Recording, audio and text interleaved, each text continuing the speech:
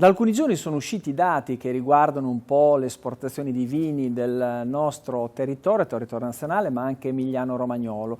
L'Italia ha perso qualche posizione, specialmente nei mercati americani e anche canadesi, anche se comunque resta uno dei maggiori produttori, assieme alla Francia naturalmente, che è alla quota principale. Oggi parliamo di vini, in particolare di Lambrusco, perché mi trovo a Castelvetro. Questa è la Tenuta Cialdini, la cantina è Cletocchiari, lui è Tommaso, uno dei, diciamo, dei grandi produttori di vino e soprattutto una famiglia che da anni si occupa di Lambrusco. Tommaso, questi dati fanno vedere che comunque la Francia è sempre quella che in termini di valore è la maggiore esportatrice in quei paesi, ma l'Italia si colloca esattamente al secondo posto. Il Lambrusco è sempre un prodotto molto venduto all'estero. Dal tuo punto di osservazione cosa sta succedendo? Secondo te quali sono le dinamiche? Innanzitutto confermo che anche il Lambrusco ha subito un po' negli ultimi anni qualche perdita dal punto di vista dei volumi. Comunque all'interno del panorama del vino italiano e dell'esportazione del vino italiano il Lambrusco si presenta ancora tra i maggiori player nei mercati più storici, quindi parliamo dei mercati europei principali come la Germania, ma anche nell'Occidente come gli Stati Uniti e il Canada. Diciamo che vediamo uno spostamento dei consumi da prodotti di più basso valore a prodotti di più alto valore. Questo è positivo. Ovviamente questo non compensa il calo dei volumi, ma si prospetteranno degli anni difficili, ma sicuramente dove potremo rialzarci dal punto di vista remunerativo saranno anni più importanti, speriamo. Per l'Emilia, in particolare l'Emilia-Romagna, ma anche per tutto il sistema Lambrusco, questi mercati sono molto importanti, perché comunque riusciamo a vendere questo prodotto, questo rosso frizzante, nelle sue diverse tipologie. Adesso il consumatore, mi riferisco al consumatore internazionale, cosa gradisce? Ci sono delle tendenze nei consumi, questo vuol dire anche dopo adattare, no, il Lambrusco a un mercato che recepisce più un prodotto, dico amabile, certo, anche perché certi mercati concepiscono il Lambrusco amabile. Per noi emiliano-romagnoli è un po' così, un'eresia, la chiamo così, però per molti certo, il Lambrusco è amabile. Sicuramente il Lambrusco si colloca in quella fascia di consumo più informale, un consumo che vede al momento dei trend che vanno verso consumo di prodotti a basso contenuto alcolico, consumi che vedono il vino in certi casi anche incluso nel famoso mixology, quindi nella preparazione di i famosi cocktail.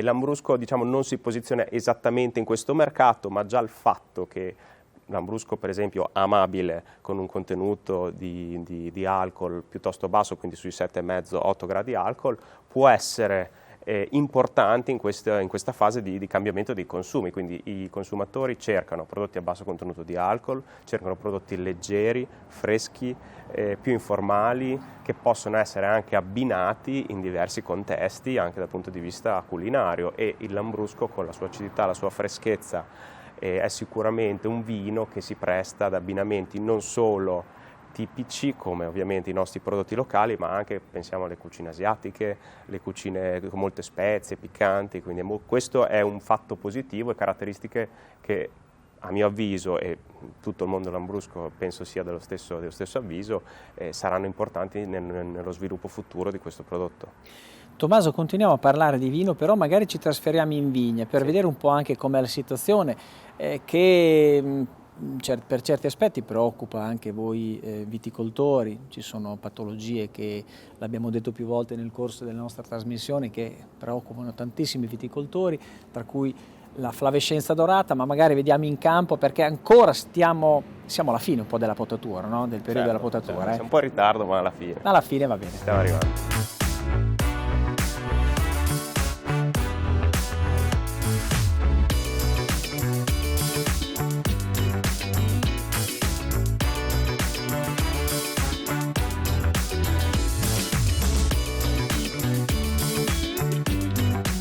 Tommaso, 70 ettari di vigneto, siamo nel pieno della potatura, ce ne sarà ancora per un po'. Grasparossa in questa zona DOC Grasparossa, ma c'è anche in quella anche Pignoletto, perché comunque la zona è quella.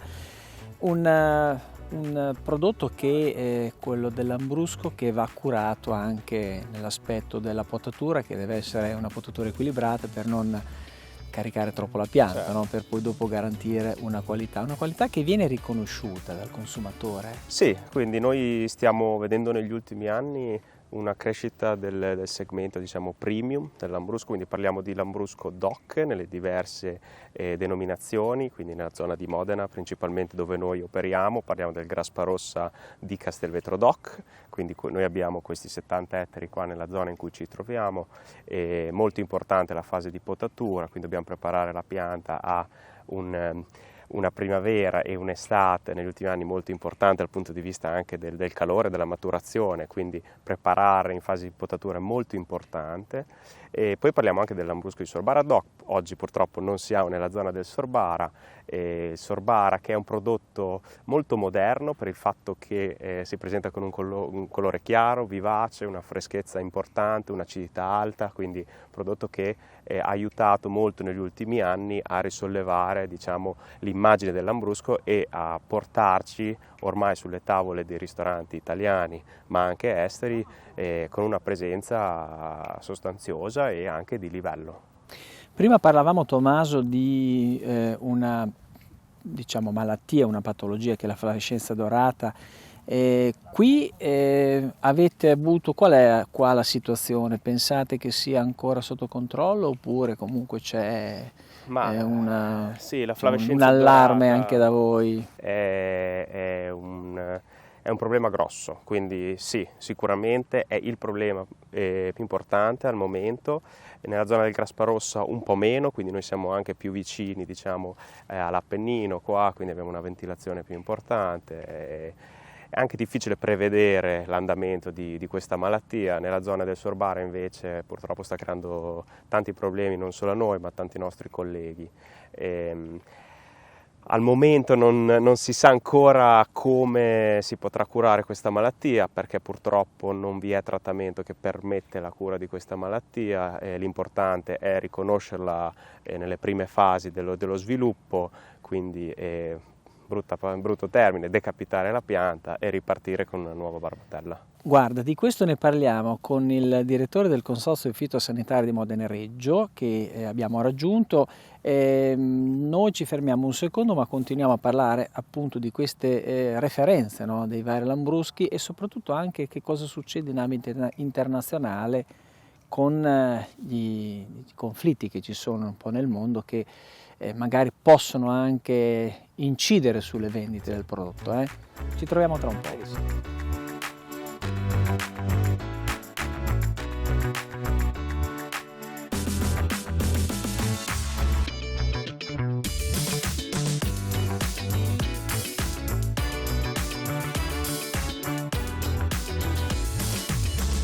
Luca Casoli, direttore del Consorzio Fitosanitario di Modena e Reggio Emilia, flavescenza dorata, in questo momento siamo a conclusione delle potature dei vigneti in campo, una patologia che è partita prevalentemente dall'area centrale dell'Emilia Romagna ma che poi si è estesa un po' in tutto il territorio. Qual è la situazione tutt'oggi? Sì, purtroppo stiamo parlando di una malattia ampiamente conosciuta nei nostri territori. Diciamo che la prima emergenza l'abbiamo avuta attorno agli inizi degli anni 2000, situazione che, come dicevi, ha riguardato inizialmente soprattutto la zona dell'Emilia centrale e delle province più occidentali della regione.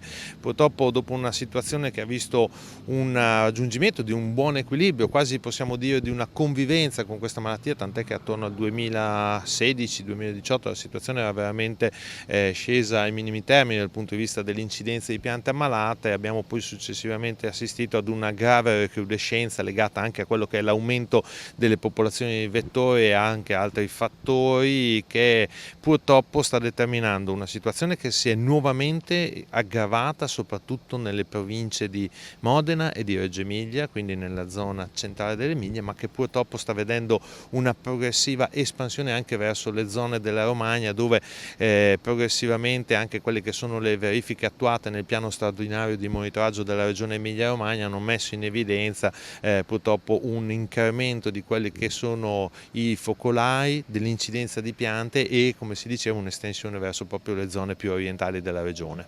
A tutt'oggi quali sono le soluzioni?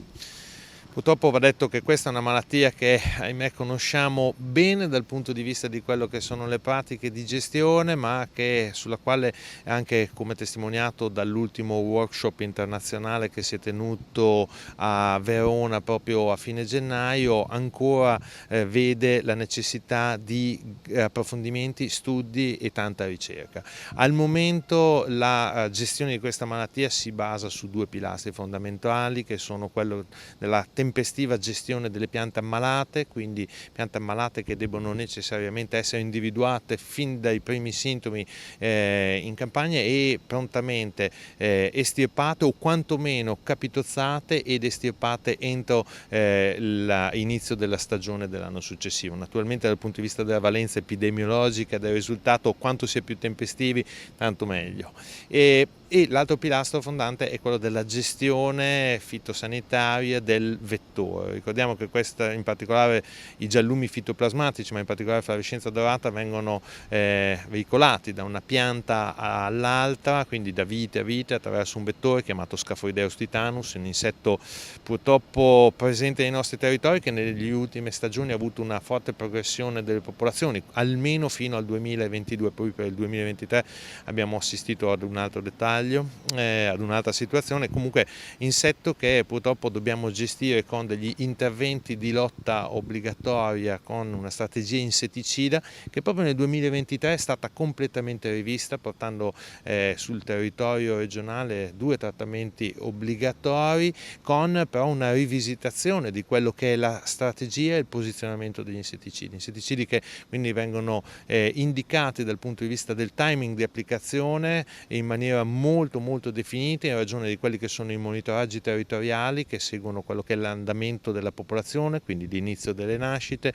e la progressione dello sviluppo, con anche un'indicazione ben precisa da parte della regione Emilia-Romagna e poi affinata sul territorio attraverso i consorzi fitosanitari di quelli che sono i formulati da impiegare, il tutto per conseguire il massimo risultato e nel contempo coniugare quello che è naturalmente una sostenibilità delle applicazioni. Naturalmente al momento non abbiamo altri strumenti. La ricerca si sta spingendo su quello che sono nuovi orizzonti dal punto di vista dell'applicazione di biotecnologie, proprio dal Consorzio Fitosanitario come soggetto promotore e coordinatore è nato un programma di lavoro che vede uniti l'Istituto Superiore della Protezione delle Piante, CNR di Torino, l'Università di Bologna, l'Università di Ancona e anche una collaborazione con l'Università di Padova, proprio per andare ad applicare quelli che sono i nuovi orizzonti della difesa in ambito fitosanitario e cercare di individuare delle nuove soluzioni. Ultimo aspetto importante